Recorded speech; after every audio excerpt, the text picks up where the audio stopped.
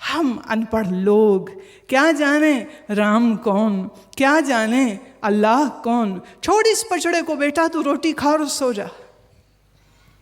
माँ सो जाती। कबीर रोटी तो खा लेते, पर कबीर की आंख में नींद कहाँ से। जिसके दिल में आग लगी हो, सच जानने की चाह बनी हो, उन आंखों में चैन कहाँ, उन आंखों में विश्राम कहाँ। हो नहीं सकता।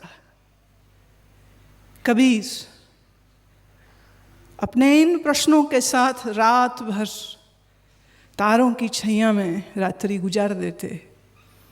सुबह होती यही सवाल फिर काटते, यही सवाल फिर खोज पे ले जाते।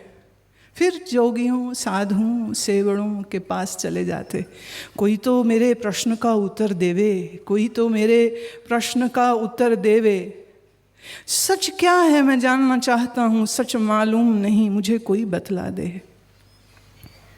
और फिर कहते हैं, कबीर साहब के साथ जो प्रसिद्ध नाम जुड़ा वो है स्वामी रामानंद का। बहुत लोग कहते हैं रामानंद जी उनके गुरु थे, लेकिन अगर आप कबीर साहब की वाणी को देखेंगे तो कबीर जी मूर्ति पूजक नहीं हैं, विष्णु के उपासक नहीं हैं, राम के उपासक नहीं हैं, वैष्णव नहीं हैं। रामानंद जी ये सब कुछ है। संभव है, मेरी सोच ये कहती है कि शुरू के कुछ काल में वो जरूर स्वामी रामानंद की संगत में भी बैठे होंगे, जैसे वो नाथों, सेवड़ों, निर्मलों, निरंजनियों के साथ बैठे थे। पर ज़रूर स्वामी रामानंद बड़े खूबसूरत इंसान रहे होंगे कि दिल जीता होगा उन्होंने कबीर का, कि नन्ना कबीर उनके साथ बैठ के बहुत शांत महसूस करता होगा। लेकिन कबीर का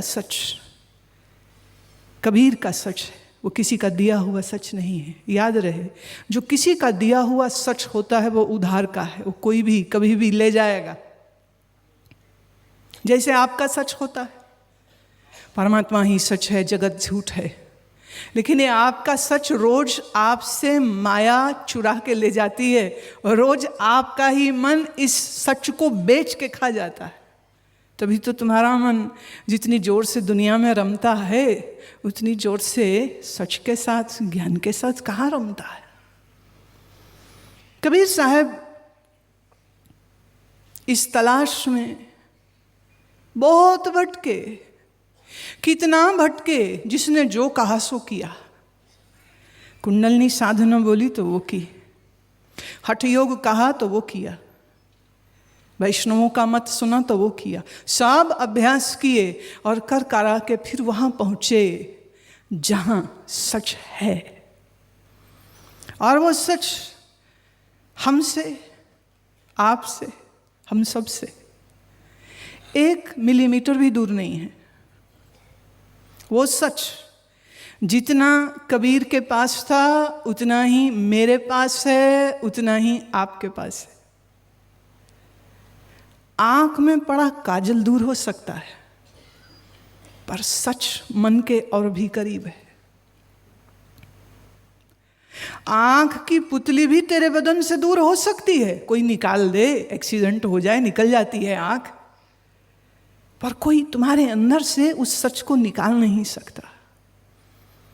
लेकिन इस सच को तुम नहीं देख पाते हो, इस सच को दुनिया नहीं देख पाती है, लेकिन इस सच को कबीर ने देखा। और क्या देखा, और खूब देखा।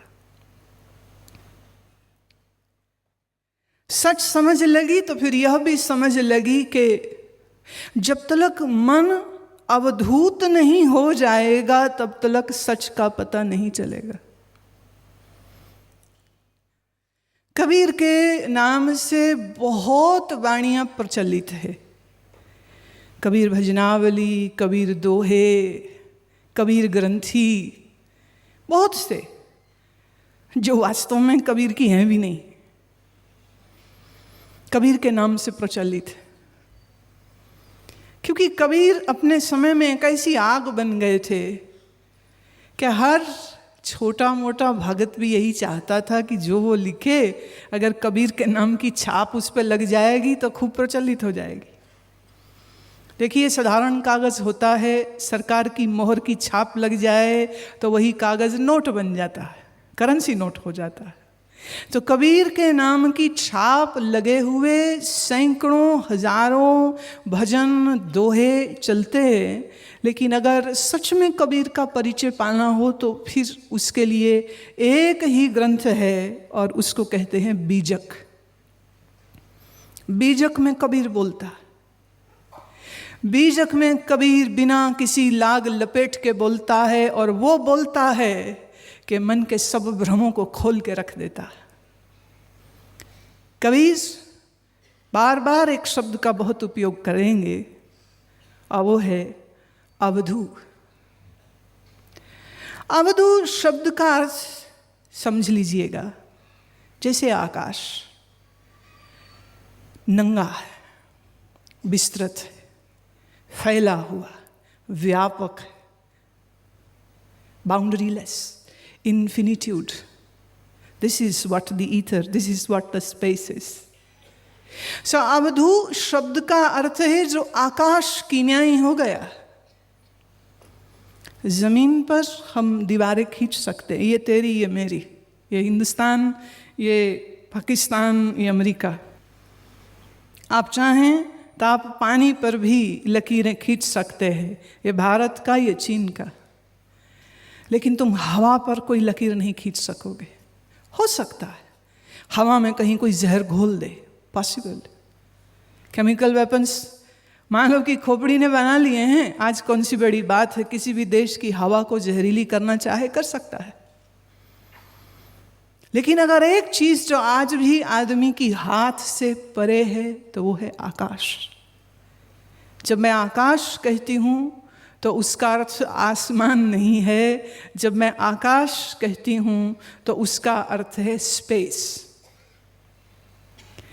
ये सीट इस समय पर स्पेस में, there was a room where this seat could be kept, there was a room where this mike was kept. Space, आकाश, आकाश की कोई सीमा नहीं है। इसी आकाश में अंतरिक्ष है, इसी आकाश में नक्षत्र तारामंडल है, इसी आकाश में ये धरती है, इसी आकाश में हम और आप हैं, यही आकाश हमारे शरीर के अंदर भी है, यही आकाश दूर जुपिटर, मार्स, सैटर्न तक, और फिर उससे परे आकाशीय गंगा, मिल्की वे से भी परे से परे आकाश ही आकाश, आकाश में ही ये सब सृष्टि है। ख्याल करिए, गुरु नहीं कहा, कबीर ने शब्द दिया अवधू, क्योंकि वास्तव में गुरु वही हो सकता है जो बाउंड्रीलेस, जो इनफिनिट, उस अनंत अस्तित्व के साथ जो जुड़ गया है, उसी को कहते हैं अवधू। और कबीर कहते हैं मुझे वही प्यारा है जो अवधू है, जिसने अपनी सब दीवारें गिराई हैं, जिसने अपनी सब सीमाएं गिराई हैं, जिसने अपने सभी भ्रमों को दूर किया है। The one who has surpassed all doubts, questions, suspicions, ignorance. The one who has transcended ego, lust, and the darkness of the mind is called an Avdhu. वो है अवधू। कबीर कहते हैं अवधू सो जन हमका भावे, भूले को घर लावे। हम अपना असली घर भूल गए और मुझे वही प्यारा है जो मुझे मेरे उस घर की याद कराता है, जो मुझे वापस मेरे घर लेके आता है। प्रेम से कबीर साहब के इस भजन को सुनिए। अवधू सो जन, वह व्यक्ति, सो जन हमका भावे, मुझे प्यारा लगता है, भूले को घर लावे, जो अज्ञान की अंधकार की रात्रि में भटक रहा है, जो उसको वापस अपने निज घर में ले आता है।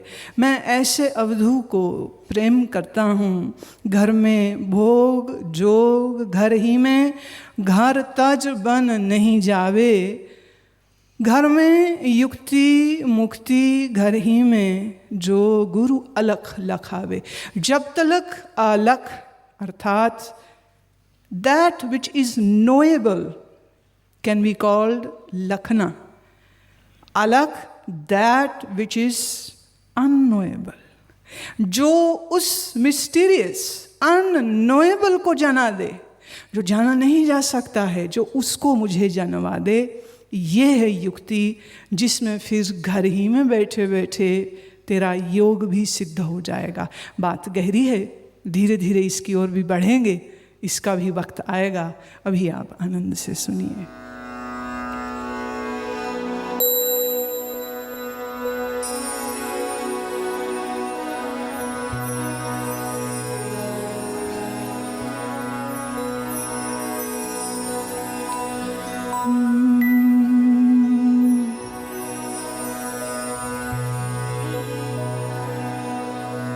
अवधू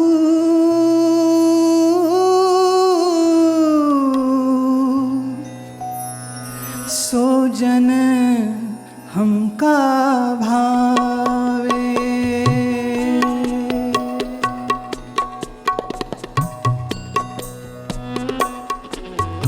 अवधू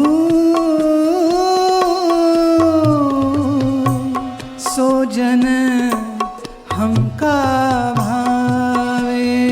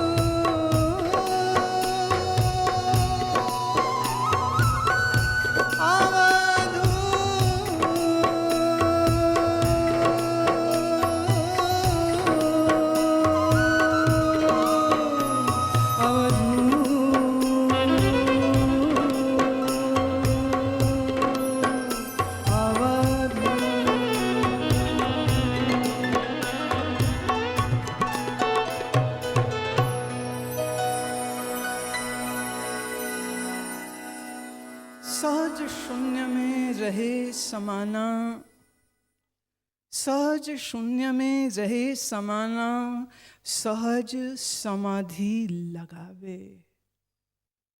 यह है युक्ति,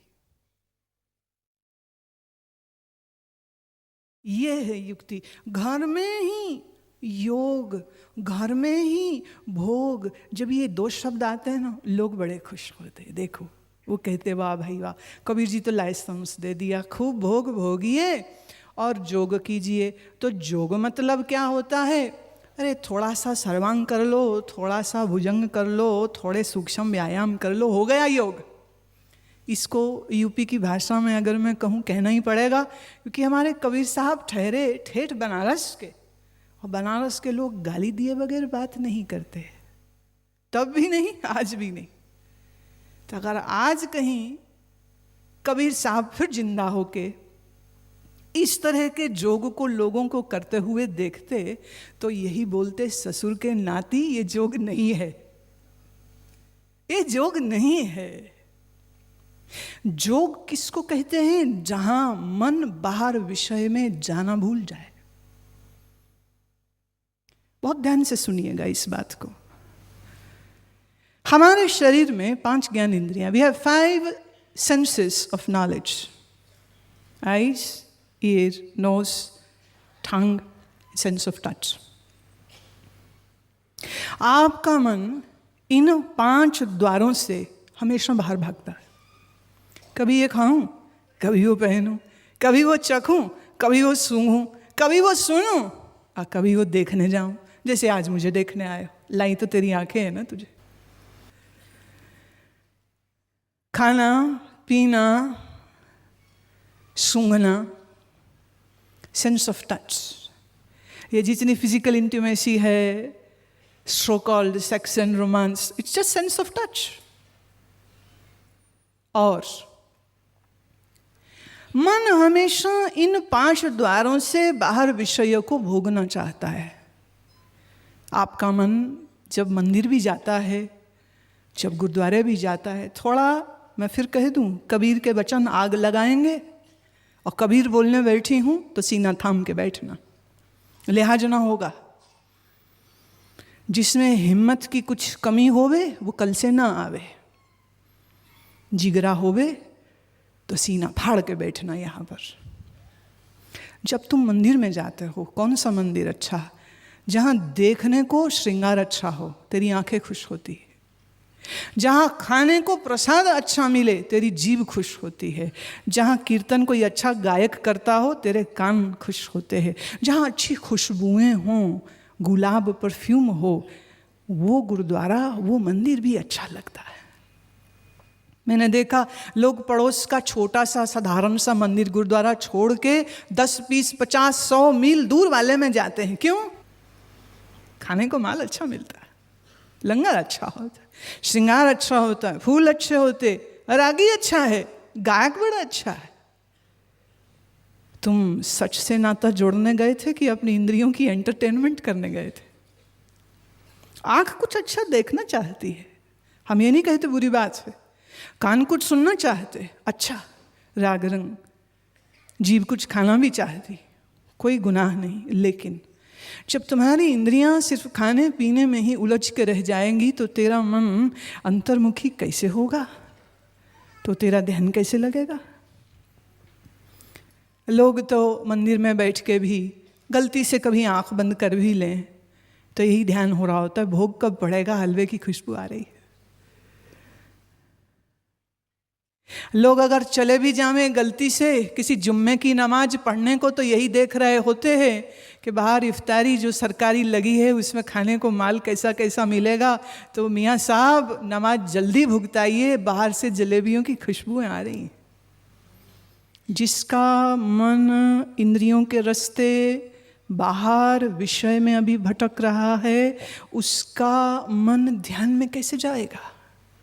और जब तलक मन अंतर एक हुआ नहीं, तब तलक तेरी सुरत निरत को मेला करके अनहद नाद बजावे। तेरी सुरत, सुरत मतलब the modification of your mind. When your modification of mind gets involved in worldly sensual objects, we call it mind modifications are lost in samsara. मन गुम हो गया दुनिया में. जब मैं कहती हूँ ना दुनिया में मन गुम हो गया, तो याद रहे ये बाहर के ज़मीन आसमान को दुनिया नहीं कहते हैं. आपकी दुनिया वही है जो आपके मन में है. इस समय आप अपनी दुनिया अपने साथ लाए हो यहाँ पर. आपके माँ पिता भाई बहन, आपके बच्चे पोते पोतियाँ, नाते, घर, दुकान, bank balance, jewellery, income, treasures, assets, ये सब तुम्हारे यहाँ दिमाग में. वो लोग थोड़े बेसमझ हैं जो ये सोचते हैं दुनिया बाहर. नहीं, दुनिया तेरी यहाँ पर, यहाँ. इसलिए अगर यहाँ से दुनिया की आसक्ति और ममत्व नहीं निकला तो शरीर को ले जाके कैलाश मानसरोवर पर बैठा देगा तो भी तू उतना ही संसार में फंसा हुआ है जितना करोल बाग में रहने वाला एक व्यापारी. क्योंकि आपकी दुनिया आपके दिमाग से बाहर नहीं है, आपकी दुनिया यहीं पर है. और कबीर कहते हैं घर में भोग जोग घर ही में, घर तज बन नहीं जाए, जंगल जाने की जरूरत नहीं है. घर में रहते हुए तू योग सीख. Now what does word योग mean?